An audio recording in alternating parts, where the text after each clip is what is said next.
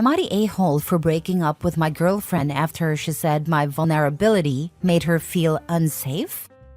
I'm 28 and had been dating my girlfriend 26 for about a year and some change. I really thought we were on the same page. We had a great connection and genuinely enjoyed each other's company. But over the past month, I started noticing something just a little off in the relationship. I don't know how else to describe it, just a weird vibe. There's been a lot of stress in my life recently. Work has been tough, I'm a teacher, and some family drama has been weighing on me. I'm usually the type to keep my problems to myself, but I've been making an effort to open up because I don't want to live that way anymore. A week ago, I decided to tell her how overwhelmed I've been and how hard it's been for me to see the light at the end of the tunnel. Her response was awful in my opinion. She said something like, "I don't want to sound harsh, but when you talk like this, I kind of feel unsafe. I need you to be strong. I can't deal with both your problems and mine." I tried to reassure her that just because I'm having a hard time doesn't mean I'm weak or incapable. I explained that being honest about my struggles was part of trusting her and that it took a lot for me to open up. She doubled down, saying, "Everyone has rough patches, but honestly, you just have to deal with it." I didn't argue with her at the moment because I was too stunned. But the more I thought about it, the worse it felt. I realized I don't want to be in a relationship where I have to bottle up my feelings just to fit into her idea of a strong man. That's not who I am, and it's not who I want to be. So last night, I ended things. She was really upset and accused me of throwing away a good relationship over a misunderstanding. She claimed I was punishing her for being honest. Now, some of my friends think I might have overreacted, but I really don't think I did. Now for the top comments. Nope, you didn't overreact. She wants. Who knows what she wants? But she clearly doesn't want a relationship with a true partner. Don't go back to her. Find someone who sees the strength in your vulnerability, a partner who listens, comforts, and encourages you, not someone who criticizes you and politely tells you to shut up. You deserve better.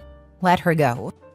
Yes, that's exactly it. Imagine being in a relationship where you can't even share your feelings with your partner or spouse. I wonder if she applies the same logic to herself. Does she think she's not allowed to share her feelings either? Maybe it's an upbringing thing. And this is exactly why guys don't fully open up. Not the a-hole. Some of us care and will listen though. It's a give and take. Not all girlfriends are like that. I'm certainly not. Yeah, I tell women that if their boyfriend or husband is emotionally closed off, they should ask themselves if they're the kind of person who truly wants to hear it. Because maybe he's that way due to reaction like OP's girlfriends, or because his vulnerability was used against him in previous relationships. Next story. Am I the a-hole for telling my wife I did not hide from her that my sister was in fact my stepsister? My wife and I have been married for 3 years and together for 7. For context, my biological mom sadly passed away during childbirth, and a couple of years later, my dad married my stepmom, who had a 1-year-old daughter.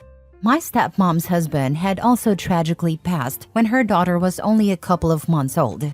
All that being said, for all intents and purposes, my stepmom is my mom, and my stepsister is my sister, as they've been in my life since I was very young. While I was happy that my dad and stepmom loved each other deeply and bonded over shared grief, it also led to them neglecting both me and my sister to some extent. Ever since kindergarten, my sister and I have had to rely on each other a lot, which has created a strong bond that continues to this day. My wife is friends with my sister and has always thought our sibling bond was sweet. However, last week, she found out that my sister is technically my stepsister, and she freaked out. She asked why I had hidden this from her for so long. I explained that I hadn't hidden anything, it just never occurred to me to bring it up because it wasn't relevant in my mind.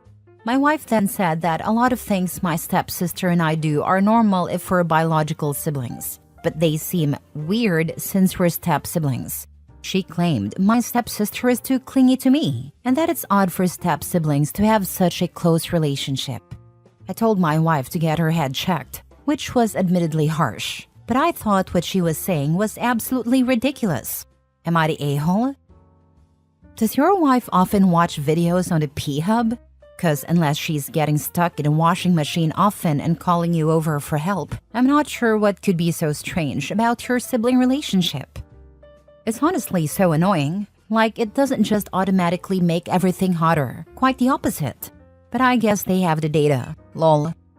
Not the a-hole. While I do think it's a bit odd that this never came up even once in 7 years, it's nothing to get mad over. It sounds like your wife places way too much emphasis on blood relation. Saying your bond is only okay if you're biologically related is just bizarre. She's getting hung up on semantics here. I could understand mild confusion about why it never came up, but definitely not anger. It might be misplaced anger and shock at not knowing something so basic. The closeness of your sibling relationship isn't a problem. If anything, it's surprising she didn't know about your mom's passing earlier in the relationship. The wife's reaction seems more about her expectations of family dynamics than any real issue.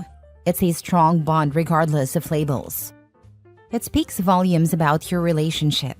That your wife didn't know your biological mom died and your dad remarried. That's fundamental stuff. My wife and I know everything about each other's histories. There's literally nothing left to say. I find it odd that you two never discussed this before. But hey, that's probably why you're dealing with such a strange reaction now. Next story. Am I the a-hole for not dropping out of a house party despite it making my ex's new fiancé uncomfortable? My ex 27 male and I 26 female split 2 years ago. We met through my best friend who worked in the same theater as him at a time. The reason we broke up was that he felt the relationship wasn't working anymore. It was pretty amicable. I didn't put up a fight or anything. But I strongly believed there was no reason for us to stay friends. That always causes problems. However, I'm still friendly with his friends and exchange pleasantries if I run into his parents. We live in a pretty close-knit environment. Don't ask me how, but most of my friends and his either went to the same university, share a common hobby, or just happen to overlap socially. As a result, we see each other once or twice every couple of months. My ex has a fiancé now, and I'm happy for them. I've never met her, and until now, I don't think that mattered. We're all adults, or so I thought. One of his closest friends, Peter, recently bought a house. I'm friends with Peter's girlfriend, so we were both invited to the housewarming. I didn't think much of it, but yesterday my ex texted me out of the blue after a year of no contact. He was polite, but asked if I could skip the housewarming since he was bringing his fiancée and she would feel uncomfortable. His wording struck me as odd, so I called him. During the call, he explained that his fiancée feels uncomfortable being around me and thinks I sometimes intrude into their social gatherings to prove I'm better than her to his friends.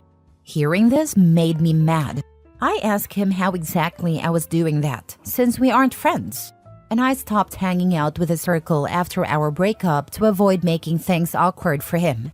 I pointed out that any mutual friends I've maintained are people I grew close to independently, and their opinions of her have nothing to do with me. My ex explained that 2 of his friends don't like or respect his fiancée and think she's an airhead. This includes Peter. Even his parents share the same view. He suggested that my presence exacerbates this issue. I told him that's not my fault his friends or family hold those opinions, and that it sounds like he's being a spineless boyfriend. I firmly told him Peter and his girlfriend are my friends, and that I would be attending the housewarming. His relationship issues aren't my responsibility. After the call, I blocked him.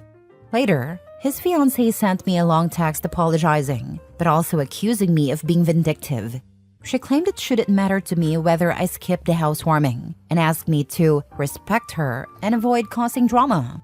I didn't respond and blocked her as well. My friends are furious with my ex, but I haven't told Peter or his girlfriend about any of this yet. I'm starting to wonder if I could have handled the situation differently. Am I the a-hole? Now for the comments. You were not the a-hole here. You're allowed to go to a friend's party, and it's not your responsibility to manage their insecurities. If I were OP, my responses to ex would be blunt and probably brutal along the lines of, if your fiancé is uncomfortable, it is her responsibility as an adult to remove herself from that situation. Considering first of all that she did not do that, and secondly, Thought it was okay to have you call your ex and demand she nags on an accepted invite? I am beginning to get why your friends do not like her. But I am an a-hole. OP should probably not listen to me. That's far more polite than I would have been. My response would be, not my problem your girlfriend is immature and childish. Her insecurities are your problem, not mine, and I don't care. See ya.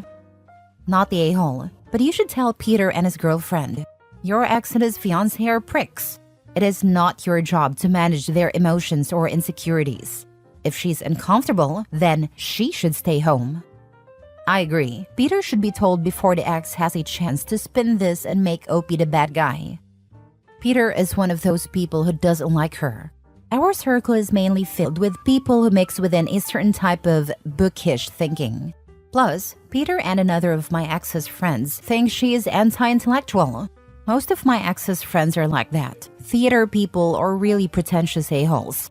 Peter doesn't like her more because he thinks my ex was stupid to break up with me and couldn't handle it if I was doing better than him. Their friendship is already on thin ice, and I don't want to be the reason it breaks. You won't be the reason. The ex and girlfriend will be the reason. Next story. Am I the a-hole for refusing to let my girlfriend drive my car because she's totaled 2 cars before? I, 24 male, recently bought my first nice car, a 2019 Mazda 3. It's not a luxury car, but I worked my butt for it. I saved for years, drove beaters while working 2 jobs, and finally getting this car felt like a reward for all my hard work. I take care of it meticulously. I wash it every weekend, never let the gas tank get below half, and park far away from everyone else in the parking lots like a total dork. Here's the issue. My girlfriend Emily, 24 female, wants to drive it. I love Emily, but she is the single worst driver I've ever met. And I'm not exaggerating. 1, she's totaled 2 cars in the past 2 years. The first was because she misjudged the distance while merging on the highway. The second, she reversed into a light pole in an empty parking lot. 2, she tailgates like crazy. I've had to tell her multiple times to back off from the car in front of us when I'm in the passenger seat because it feels like we're going to crash. 3, she admitted she doesn't like paying attention while driving because it's boring. I wish I were kidding. I let her drive my old car once, a 15-year-old Civic I wasn't too attached to, and she managed to scrape it pulling into a gas station. After that, I said I'd never let her drive my car again, and we both kind of laughed it off. Now that I have this car, she keeps asking to drive it. At first it was playful, stuff like, let me take it for a spin. And I just said no with a laugh. But recently she's been getting more annoyed. She says things like, you act like I'm going to crash it or something. And, well, yeah. The other day, while driving to dinner, me driving obviously, she brought it up again. She said it's weird that I won't let my own girlfriend drive my car, and it makes her feel like I don't trust her. I told her straight up, it's not that I don't trust you, it's that I've seen you drive, and I can't afford to have this car wrecked. She got quiet and didn't say much for the rest of the night. Later, she told me I embarrassed her and made her feel incompetent. I said I wasn't trying to embarrass her, but she has totaled 2 cars. She said I should get over it because accidents happen and that I'm being controlling. Now, she's retaliating by not letting me use her PC, claiming I might break it even though I've never done anything to warrant that. I honestly think it's childish. Am I the a-hole? My sister has been in 7 car collisions. None her fault, not even when she destroyed our mom's garage. It jumped out at her. Some people really don't understand driving. Like your girlfriend, some people will contrive any reason not to be at fault. Consider whether she does this in other areas of her life. Is she ever at fault for anything that goes wrong? Is she capable of admitting responsibility in any context? And of course, not the a-hole. I would never entrust anyone I cared about to be driven by this person. I find it hard to believe that someone who says they find paying attention while driving boring isn't awful in other ways. But you do you, OP, I guess. The thought of someone driving a 2-ton missile and not paying attention because it's boring is terrifying. Not the a-hole. Not only is she a bad driver, but she refuses to take any responsibility. Both of her major accidents were entirely her fault, but you should get over it. You'd be crazy to let her drive. Given her retaliation with her PC, you also need to evaluate whether you'd be crazy to stick with her. Yeah, I'd question staying in a relationship with someone who doesn't like paying attention while driving and has crashed multiple times. She doesn't respect her own life and certainly doesn't respect anyone else's. She's a risk to herself and others, and that should be a major turnoff. Last story. Am I the a-hole for refusing to share my homemade meals with my roommate's boyfriend? I, 25 female, have a roommate, Sarah, 26 female, who recently started dating this guy, Tom, 28 male. I cook most of my meals from scratch because I enjoy it, and it's cheaper and healthier for me. Sarah's fine with it, and occasionally I'll share leftovers with her when I make extra. No problem. Lately, though, Tom has started coming over more often, almost daily, and has been helping himself to my food. He doesn't ask, doesn't contribute groceries, and never says thank you. At first, I didn't say anything because I didn't want to be rude. But last week, I came home to find he'd eaten an entire portion of food I'd prepped for my next day's lunch. I finally confronted Sarah about it and told her I didn't appreciate Tom eating my food. She brushed it off, saying he's just comfortable here and that it's not a big deal. I told her it is a big deal because I budget and plan my meals. And if he's eating my food, it throws everything off. I made it clear I wouldn't be sharing anymore and asked her to let Tom know. Fast forward to yesterday, I made a pot of chili and Tom came over while I was out. When I got back, a big chunk of it was gone. I was furious and told Sarah this was exactly what I was talking about and it needed to stop. Sarah said I was overreacting and called me stingy for not sharing food when it's just a couple of bites. Spoiler, it's not. I told her I'm not her boyfriend's chef and that I don't owe him free meals. Now things are tense and Sarah's acting like I'm the bad guy. Tom hasn't said anything directly, but I can tell Sarah told him because he's been giving me the cold shoulder. I'm starting to feel guilty, but I don't think I'm wrong for wanting boundaries here. Am I the a-hole? Not the a-hole, period. Tom sounds like an a-hole and a mooch. You should tell Tom directly that he needs to stop eating someone else's food. You've done nothing wrong. Don't let Tom or Sarah quietly act superior. Confront them both together and tell them exactly what you've laid out here. Expect him to behave like a grown adult and stop stealing food. Sounds like Tom needs to stop being in the apartment at all. You live there and pay rent. He doesn't. If he's making you uncomfortable, he's got to go. First, stop worrying about being rude. You need to be rude. You need to tell Tom to stop being a damn mooch and that he owes you X for the food he's already stolen from you. Do not back down from this. Way too many women are raised to always be nice and don't be rude and don't make waves. Yeah, that's BS. Stand up for yourself in no uncertain terms. He's not a mooch, he's a thief. Mooches at least ask.